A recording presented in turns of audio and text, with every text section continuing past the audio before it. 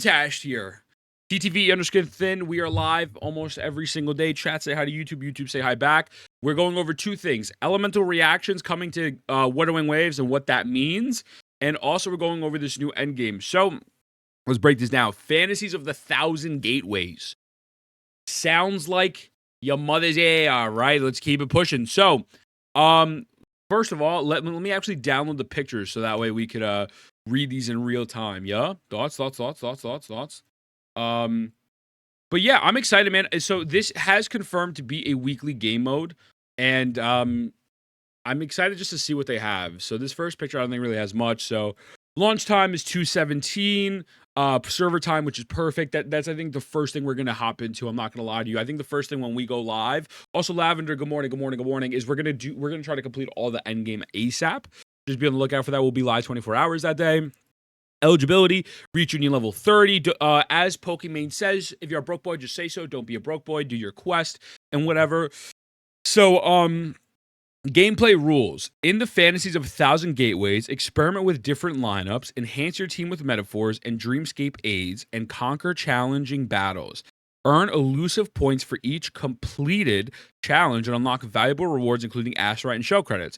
The weekly challenge resets every Monday at 4 a.m. along with other rewards. So it sounds like an elusive type game mode, which I'm down for. Like a weekly elusive, I think is amazing. I think this is actually a really good alternate to elusive not being around. Oh, that's my wrong picture. There we go. Here it is. Okay. So this is really sick. So challenge preparations. In Fantasies of the 1,000 Gateways, better than Wuthering Waves, by the way, you'll need to first choose 3 resonators from your resonator pool. The Echo skill, stats level, resonator chains, and weapons of resonators you have built can be carried over. Can be. Okay, so your builds will be carried over. Resonators you have built can be carried over. Deploy recommended resonators on the week to earn extra elusive points. I think that's pretty fair. I think that's fine. There's nothing wrong with that. They'll probably, like, again, make Phoebe the resonator for a week, and then the next week, like, you know what I'm saying? I think there's nothing wrong with that. There's really nothing predatory about that at all.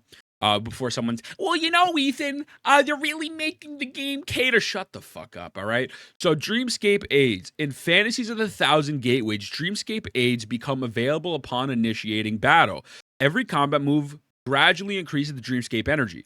Once the dreamscape energy is full, your team enters the lucid dream state and gains additional buffs. Okay, dope. Also, we get a little bit of a look at her UI right here, which is nice. Hope we get trial characters. That would be really dope. I would absolutely be down for trial characters. So I assume this little key at the top, you know, Thora with your Keyblade. This is valid. Also, good morning, you. I hope you're feeling better. Give me 3 seconds because we're in the middle of a recording, but I got you, dog. Good morning. Metaphors and dreams. Oh, let's log it into these. Hold up. Oh, yeah, I'm blocking a little bit. So, Carnival. Welcome to the The Dreamscape power status Carnival. When under the lucid dream, status gains Carnival effect. Oh, I'll go fuck myself. Never mind. None of these have anything. Hit, summon an exploding fireball. Okay. Dope. The challenge is made up of multiple memory zones. Clear the memory zones to obtain powerful metaphor buffs. Metaphors with Dreamscape power tag to provide extra enhance for the lucid dream. It seems like they're fighting a boss. So I really hope, Shine, good morning, brother. I really hope this is kind of like a boss rushy type mode with these statuses. I think that would absolutely be fucking sick. And this being on a weekly rotation, I think would be amazing. So that's pretty wild. Is there any more information? Okay, we have one last slide. Dope. So far, I like the way this is looking. I'm not gonna lie to you. I'm actually giga excited. Genuinely. I'm very, very excited for this. So, oh, won't let me zoom in for some reason. Okay, 07. Elusive point rewards. Complete the challenge. Elusive points. Reach different elusive. Okay, so 160 acts, right? All that stuff. Remnant crystal. Remnant crystals will manifest after you defeat powerful enemies in certain memory zones. You can claim various rewards. So, unborn echoes. Tuners. Everyone knows we need fucking tuners. So, I'm happy with some tuners. Challenge cycle. The first challenge cycle will be 217. Resets every Monday, and the challenge stage, recommended resonators and Dreamscape aids will change. When the cycle resets, your progress will be cleared, and you can challenge again to claim new rewards. I think that's fucking sick, man. I think especially if this is super farmable, and it's not like a if it is super farmable where you can just play it over and over and over again so you buy the rewards, I see nothing wrong with this, man. This is just fucking infinite content. You can just do infinite stuff with this. Difficulty setting. Challenge difficulty increases as your SOL3 phase progresses. Besides Asteroid, other rewards improve with challenge difficulty. In higher difficulty tiers, you receive more rewards redeemable with elusive points. I think overall this is a massive W. Very much looking forward to this. I really have nothing negative to say, genuinely, at all. Did you say tuners? There are tuners. Tuners are going to be one of the rewards as well, which is pretty sick. So W's on them for that. And then now let's break down the elemental reactions that are coming, or negative statuses, I should say. I have some thoughts about this, but because I actually think this is not bad. But so overall, Endgame looks great. To put a bow on that, it looks great. I'm very, very excited, very, very excited for that. I have nothing but positive things to say. We'll play when it launches. So negative status. What's it called? During battle, certain attribute attacks attacks inflict negative attack. Oh my god, I can't read, bro. I gotta go back to school. Inflicts negative status on the target. Negative statuses come in 6 types, each carrying different effects. Take the new Resonant Phoebe from version 2.1 as an example. She can utilize Spectral Frazzle for strategic advantages. Let's examine how Spectral Frazzle works. I will say, I knew that was coming. I absolutely knew that was coming. I should have known. I will say, I feel like Spectral Frazzle outside of TOA is pretty whack. Maybe in these endgame modes, they'll buff it, and that's a way to kind of like keep it balanced. So in the open world, or like when you're fighting holograms, it's not too OP. And then just all the game modes, they buff these. But I do think Spectral Frazzle is pretty whack, you know? Instead of Power Cube, they opted new mechanics for each limited character. Yeah, no, they're killing it, man. They're absolutely killing it. But so, damage inflicted by Spectral Frazzle depends on the Resonator's level, the enemy's defense and damage res, and the numbers of Spectral Frazzle. If not, it is not influenced by the Resonator's attack, yada, yada, yada. Okay. So, inflicted negative statuses. No, so Noakes, the thing is, we can now inflict these statuses. That's what changes. Do what you gotta do, you know, Aries. So, Rover, perform enhanced Resonator skill, 2 stacks. We know all this stuff already. Resonance Lib provides 6 stacks. And then Phoebe is in her sub DPS state. She can apply Spectral Frazzle as well. You get up to 10 stacks. I think it's like every 3 seconds it does a tick, and then it goes down. So, you know, kind of basic stuff here. You know what I'm saying? Nothing really insane. If multiple Resonators apply Spectral Frazzle to the same target, its base damage is determined by the highest level Resonator. So you don't have to worry if, let's say, your Phoebe is way more built than your Rover. You could just do that, and it'll override it. So that's cool. That's a really good thing. Also, Omniscient, good morning, brother. Welcome in. Utilize negative statuses. In addition to inherent effects of negative statuses, some Resonators receive extra bonuses when battling foes with negative statuses. Phoebe. So this is new. This is new, right? So Phoebe in her Absolution status gains increased combat strength against enemies with Spectral Frazzle. Heavy attack benefits from the enhanced damage multiplier, which I think was like 250% or something. It was pretty fucking crazy. Under the Absolution status, she can perform it 4 times. The Ultra skill also boasts enhanced damage multiplier. This, if it goes like this going forward for the premium units, maybe the Spectral Frazzle stuff might be a lot better. But at the current time, the Spectral Frazzle is pretty underwhelming. But okay. So, negative statuses can be enhanced by certain weapons, Sonata effects, or Echo skills. Choose your tactics wisely by selecting. Dope. Love that. Okay. So this is the stuff that now is completely new that maybe enemies inflict to us, but we can now inflict to enemies. So, arrow erosion. Certain arrow attacks will inflict stackable arrow erosion on enemies. Arrow erosion inflicts arrow damage on the target at regular intervals as long as it lasts, with more stacks resulting in greater damage.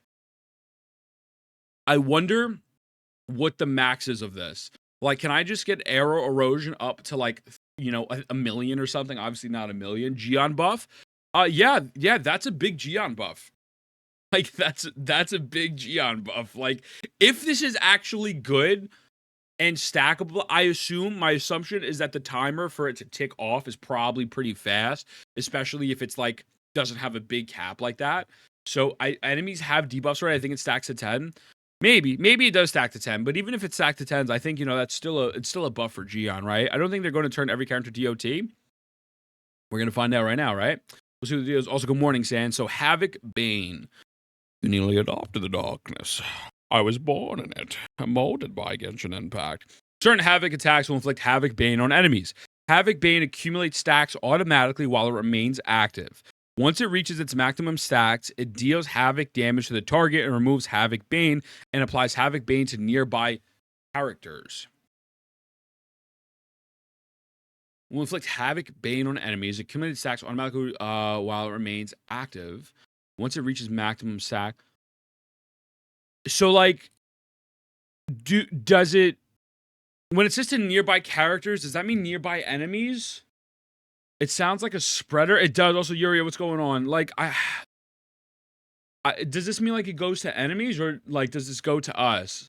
Chain AoE DOT? That's what it sounds like. I think good for like group clears, I guess. Like Camilla type shit. Probably, yo, let's go Drago. Yeah, I wouldn't be surprised. You stack it up, and at max stats, it explodes and hit others' enemies. That's like a Malzahar spread from League. Exactly, yeah. Seed of Corruption spreads DOT and AoE. Okay, yeah. So I think they probably meant nearby enemies, and so yeah, pretty much it's not a DOT. It's just a big ball. It's a big ball of damage. Also, I agree with you, Noakes. It didn't say a max here, so that's why I thought it doesn't have a max cap on it. But let's continue. So this is dope. I mean, this is good for fucking Donjon, Havoc Rover, Camilla. Like this is, you're probably gonna be able to hit the max stacks with Camilla almost instantaneously. Unless she doesn't apply it.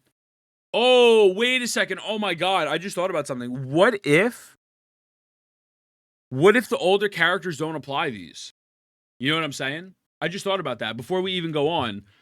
No, Donja buff. No, she might not even do this. That's what I said. Yeah, my bad, Amundsen. I'm like not even reading everything. How does Jinsei not apply Spectral Frazzle?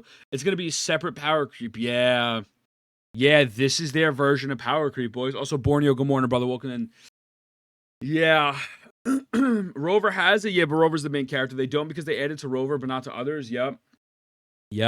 Also, good morning, man. Welcome in. Well, all right, boys. 07.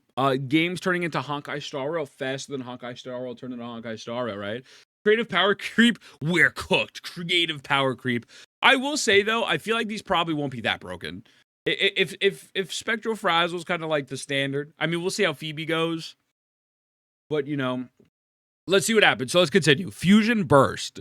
Certain fusion attacks will inflict stackable fusion burst on enemies. Once fusion burst hits max stats, it ignites and removes those stacks, dealing fusion damage. It's the same thing with Havoc Bane, but instead of AoE, it's just single target. It's kind of whatever. It's actually really not original at all, but I get it. One's AoE, one's single target, so it's fine. It is what it is. Glacio Chafé. Certain Glacio attacks will inflict stackable Glacio on enemies. As Glacio Chafé stacks increase, the target speed gradually decreases. Upon reaching max stacks, the target is frozen, and the stacks of Glacio Chafé are removed. Fusion activate was good. How you feeling, brother? Welcome in, man. This could be broken, and I don't know how I feel about this. Maybe Frazzle, that Spectral, but when you're Rover 89 Gen 90 to high level, I don't know, Noakes. I don't know. It sounds like PFIT's applied to bosses. I think it will be applied to bosses. Look at Carlotta, right? I guess what matters is how fast can you apply the maximum buffs in order for them to be completely frozen.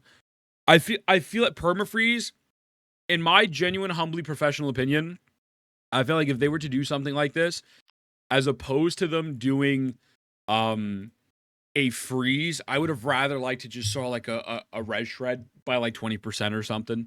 I think that would have been a lot better, because this is definitely the most broken debuff. Can be a free to play what Carlotta does, maybe. I guess we'll see. I don't think Ling Yang's getting that high side. I think all these older characters are getting shafted, them. Not shafted, but I don't think they're gonna get these buffs. I don't think so.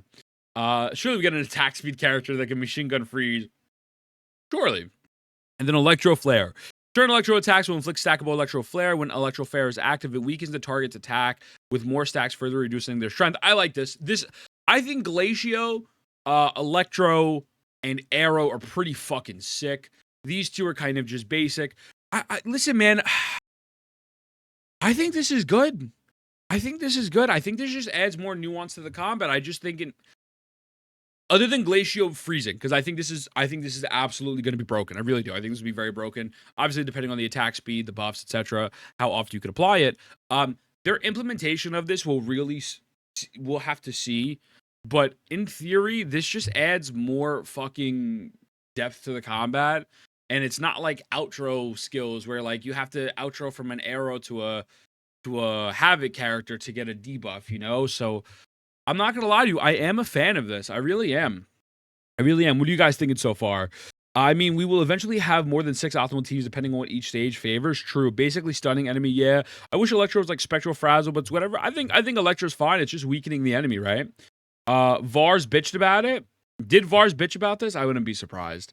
You know, maybe in the future the Electro one will also sustain less teams to function a little bit better. True, with hyper buffing. I think Havoc could be good if it's not a Kuro typo. I think it is a typo. Enemies will also put these debuffs on us or not. I don't know, DH. I really don't know. Good morning. They get any more debuffs later, so I think it's good. I think it's pretty good. Gives future characters more to them without it being limiting. Yeah. Yeah. I think these are great. Obviously you're gonna have the thing where it's like people's like, oh, power creep, like why can't my Gion have arrow erosion if they don't have it? And I don't think they will. And you know what? I'm gonna give you a little bit of a hot take here. I don't think the older characters need this. Every limited older character right now, with the exception of Chang-Li, is fucking. I mean, even with Chang-Li, but she's hot swap. They're doing really great. Like they're doing great in all the content. I feel like in endgame modes, when you need one of these reactions, they're just gonna provide it with you if you do your liberation or whatever. So I'm not mad about it, man. Like I feel like a lot of people are gonna blow this up out of proportion. But I really don't think this is bad. I don't think you're wrong either, Onyx. I think you're right. The Dreamscape bosses inflict this on us. I could be wrong. No, I think you're right. I think you're 100% right.